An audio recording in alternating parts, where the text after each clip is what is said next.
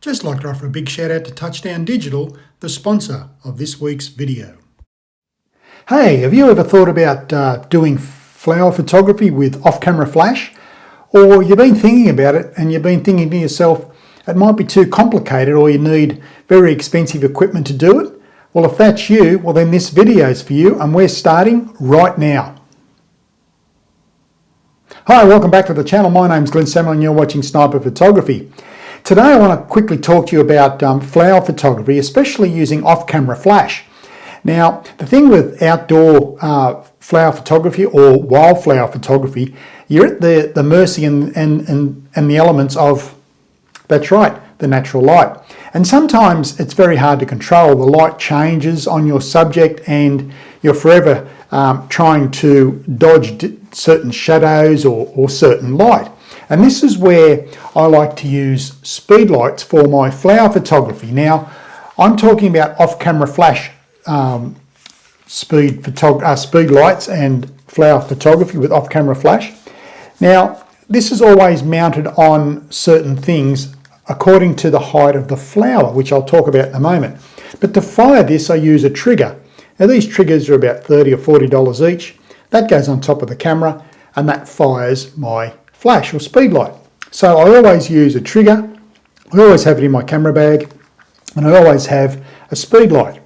And the trigger fires the speed light and I'm able to illuminate the flower. Now, with this, you've got to work out your shutter speed and your apertures. Well, basically, I set the camera to the flash sync speed, which is 1/200th of a second. You can go lower, say 1/100th, 1/180th, or 1/60th of a second, or even lower if you're on a tripod. But with off-camera flash, you really got to understand the balance of the natural light and the light coming from the speed light.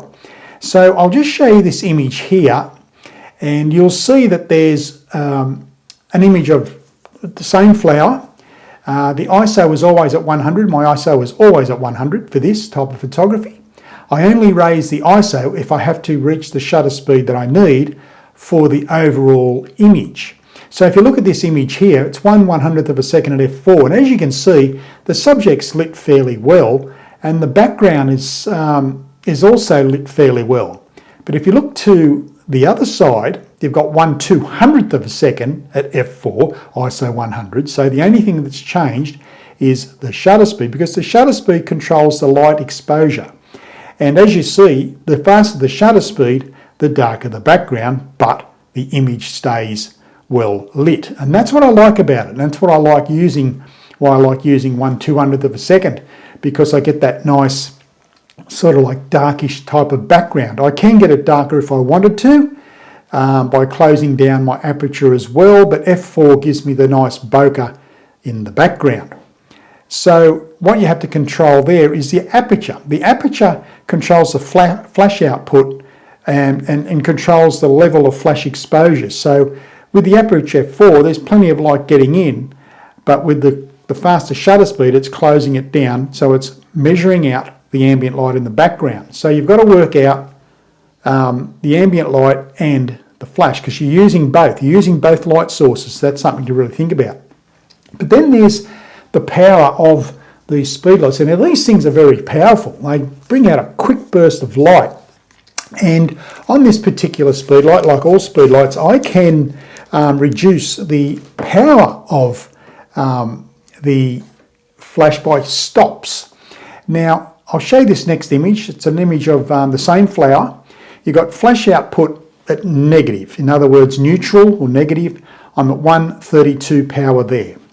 But if you look to the left, I've increased the flower by the flash by one stop. So it's flash output +1. As you can see, the flower is slightly overexposed. But if you look at the right-hand side or your side there, the flash output set to -1, the flower is slightly underexposed. So naturally there, I would not increase or decrease the power of the flash. In other words, the stops of light, -1 or +1. So now let's talk about the shutter speed. The next image you'll see, same flower, but different shutter speeds, and you'll see the background. I want you to take a look at the background. We're looking at 1/60th of a second, 1/100th of a second, and 1/160th of a second. So we go from 1/60th, as you can see, the flower's lit fairly well. The background is still visible. At 1/100th of a second, you're looking at the flower is exposed quite well, and your background is starting to die off or get a bit darker. But if you look at 1/160th of a second, the background is fairly dark, still visible though at 1/160th of a second, but the flower is lit evenly. Now if I increase my shutter speed to 1/200th of a second, that background will be black, it'll be dark. So that's what I like about using speed lights. I can control the ambient light from up here that's shining on the subject. Now, I use different diffusers for this. It all depends on the size of the flower. If the flower is small, I will use this, right, 8x5, and the flower will sit here, top of the flower to the stem, so it fits, the flower fits that. If I'm using anything larger, or if the flower is larger, I will use a larger diffuser, like this one here, okay? Because the flower is larger and it'll fill that. Very rarely do you get flowers this large, but every now and again you will find one. So I use different diffusers for the different size flowers, as you can see in this next image. So you can see the light spread from the mini softbox or diffuser compared to the larger light spread of the large diffuser. So it all depends on the size of the flower and the size of which will dictate what size diffuser or softbox you will require. Now, to mount this is another thing. You have to work out the height of the flower. Now, some flowers are very close to the ground, which I can use a beanbag and put the camera on the beanbag and lay it down on the ground and take photos that way. Still using off-camera flash, nothing's changed there. But if the flower's a little bit higher, I use this little gem here. This is a Siri little tripod, mini tripod, and it's absolutely brilliant for this type of work. And it'll go up to about, I think, 40 centimetres in length. So that works very well if the flower's, you know, around just below, probably between ankle and knee height. So I'll use this. If the flower's any larger, I will use a gorilla pod. This is the 5 kilo gorilla pod. I'll use that. I can spread that out and I can put my flash on top of there. This is all for the flash or the speed light. If the flower is around knee height or just above knee height, I will use a slightly larger, just a cheap tripod just to hold the flash, right, so, or the speed light. I can extend them right out and that'll give me enough height to light up the flower. So then if I'm photographing a flower that's high up off the ground, I will use a light stand, which is this one here, right? This goes to about 1.3 metres, so I'll use a light stand if the flower is higher up off the ground. So there's a few things that you need to do this type of photography, but it's not hard. You just basically have to work out what exposure you need, and it's just a matter of trial and error. So having put all that into the basket, let's go outside and light some flowers.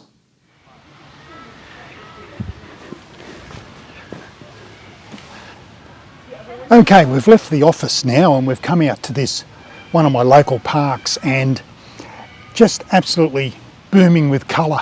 You've got to love nature, don't you? And I love flower photography and I love the art of flower photography. Now, as I said in the intro to this video, the idea is to control the ambient light, and we've got beautiful dapple light coming through these trees. It's not actually hitting the flowers, so which is not too bad. Now, I've got my flash over onto the right. You can see it there at a 45-degree angle. I do have a small softbox on there, as I said in the intro. I've also got the Gorilla clamp, and I've put a black board behind this flower here. I've actually sprayed some water on the flower just to highlight the, just to highlight the pinks. This is a beautiful, beautiful flower, this. I don't know what the name is. As I said, I'm just hopeless when it comes to flower names, but I know one thing, it's going to photograph really, really well. Now, I'm going to start with 100 ISO, always at 100 ISO with this. Got my camera set up on the tripod. I'm nice and stable. I'm going to start off at 1/60th of a second, and then I'll move up through to say 1/200th of a second, just to control the background light. But for the time being, I've got this black card behind the flower, and I think that'll give me, well, it should give me a nice black background with the white and pink flower. So the idea is to work your colours out, and I think this should be a very, very nice shot. As I said, I've sprayed a little bit of water on to the flower itself. Got the flash set at 45. The flash is set to 132 power. I haven't done any incremental flash power, so it's 132, and we'll see how we go. I like to focus with live view. I'll just take a test shot. Very, very good. We'll get rid of that there. Go to live view, and I can focus really, really nice. Now I'm at 60th of a second, 5.6. I'm actually using my 100mm Canon macro lens, which is a 2.8 lens, which I will go down to 2.8. But I like to start at anywhere between f2.8 and f8, just to find out where I need to be to get the right exposure. So this is all about playing around with exposure, and it's a really good way of learning photography. So I'll frame this up now, and it's looking very, very good. I'm at 60th of a second, 5.6, and we'll see how we go. 2-second timer. Absolutely beautiful. I'll put that on the screen so you can take a look.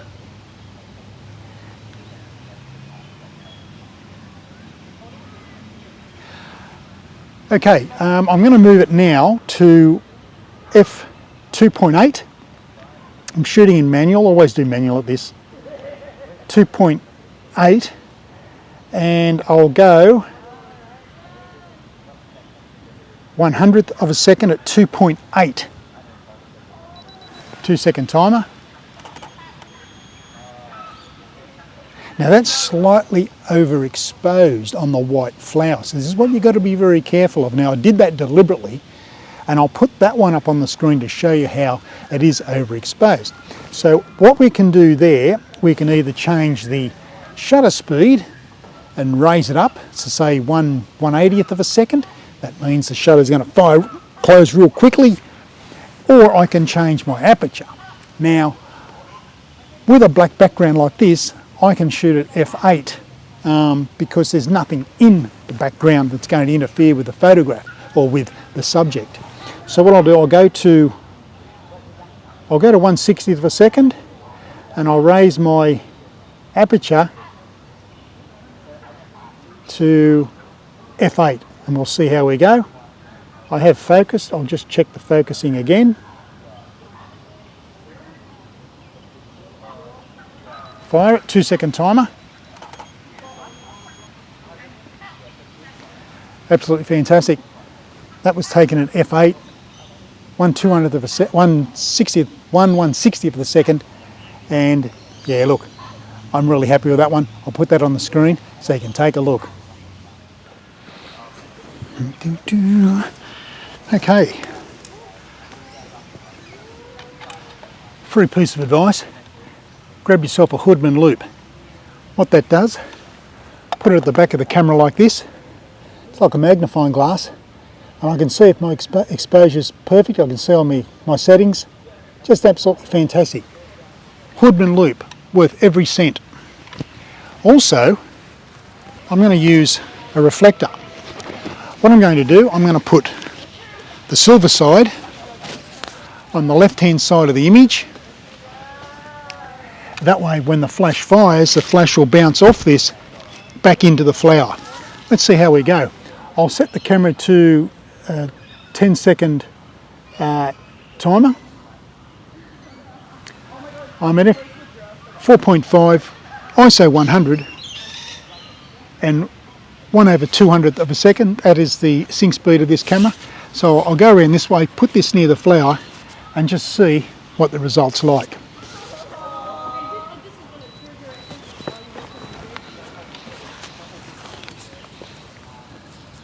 As you can see, I've got the reflector there, flash will fire, and let's see what we get. We'll have a look with the Hoodman loop. Oh, absolutely beautiful. Absolutely fantastic. I'll put that on so you can see it. But just with things like this, flash on an inexpensive tripod. I'll put a photo up of the setup actually while I'm talking to you. Hoodman loop, camera on a tripod, and something as simple as this. Flash is firing. I might move the flash and put it on the left hand side. I might even try and shoot from the back with this flower, but I'll move this flash around, and when I find the right angle I'll come back to you. Okay, I've moved the flash now, and I've moved the flash to the left hand side, and I will use the reflector just to bounce light back into the flower. As I said, I'm about a 45-degree angle to the flower itself. My settings are ISO 100 and I'm at f4, and the shutter speed is 1/100th of a second. So in a 2-second timer we'll try this and see how we go. I'll just refocus again, Hoodman loop.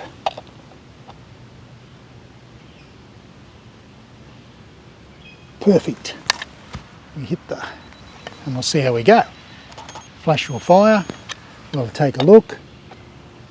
Really, really nice. Even at f4, I'm getting that real nice soft background. I found 2.8 was a bit too much. You've got to be very careful between 2.8 and f4. It's not much of a difference really, but on the scheme of things, when you look at it, it's more of a personal choice, and I like f4. So what I'll do, I'll keep taking this, then what I'll do, I'll increase the time for my shutter release so I can stand over there. And when you do this, just be careful of the plants and the flower beds. These people work extremely hard here to produce these gardens, and full credit to these people here. But be very wary where you tread. So what I'll do, I'll just put the reflector over there like this. That way the flash will bounce off and we'll get a nice exposure. So I'll do that now. I have focused. I'll just always check your focus. That's another tip I can give you, always check your focus. Because I'm using a macro lens, and the macro lenses, you've got to be very, very careful with how you focus, because they are intricate. Okay, so we'll fire it.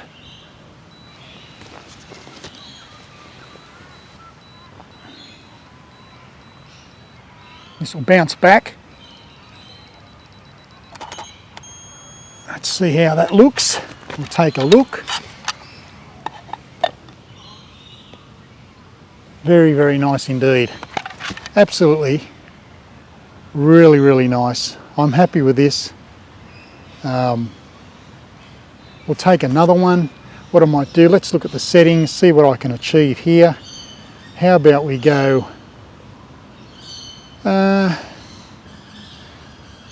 we'll go f5.6 and we'll see how we go.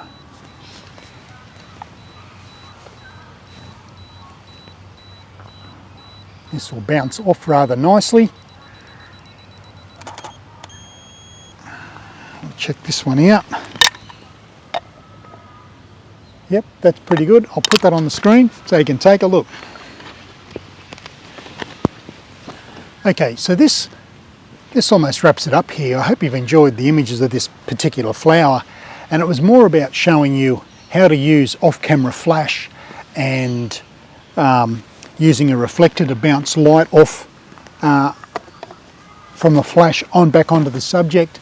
It's just a matter of working your settings, keep your ISO as low as possible if you can, because this is very fine, intricate sort of photography, especially on the subject of flowers. So it's very important that you look at your settings, look at your angles. It doesn't take much to do this, and it's a very good way of honing your skills as a photographer, because this is really bordering on fine art sort of style of photography. And flower photography is something that you can do most of the year, but we're into the third week of spring here in New South Wales and Australia, and it is really nice.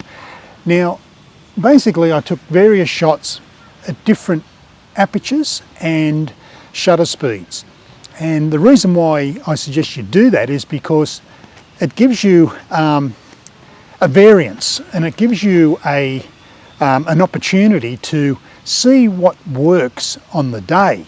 Now, I've picked this spot deliberately because of the dappled light coming through these trees.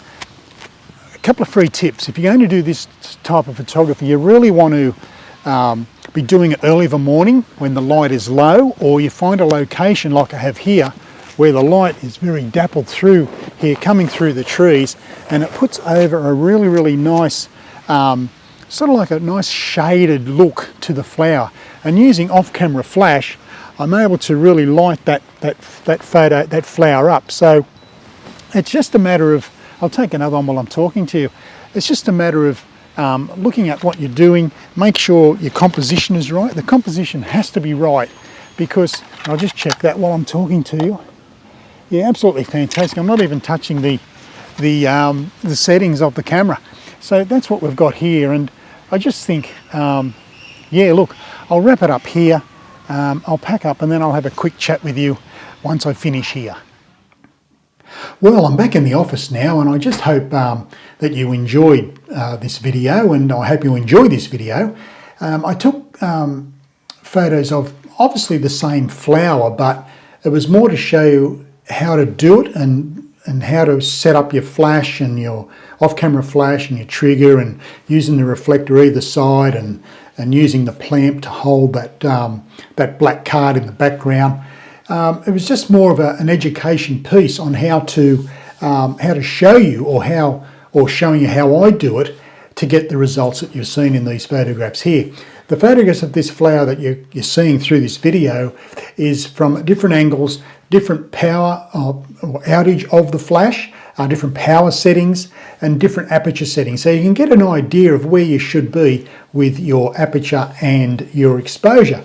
So yeah, look, just I hope you enjoy this one. Please put your comments down below, and I'll certainly get back to you as soon as I can. But as I always say, I really appreciate you being here at Sniper Photography. Thank you for watching this one. I hope you've taken a lot out of it. Go away and take some photos of some flowers, and then come back to me and let me know what you think and how did you go. I'd like to know how you went. So until next time, my name's Glenn Samuel. Thank you for watching Sniper Photography, and as I always say, be nice to yourself, family and friends, but most of all, you keep smiling, keep shooting. Bye for now.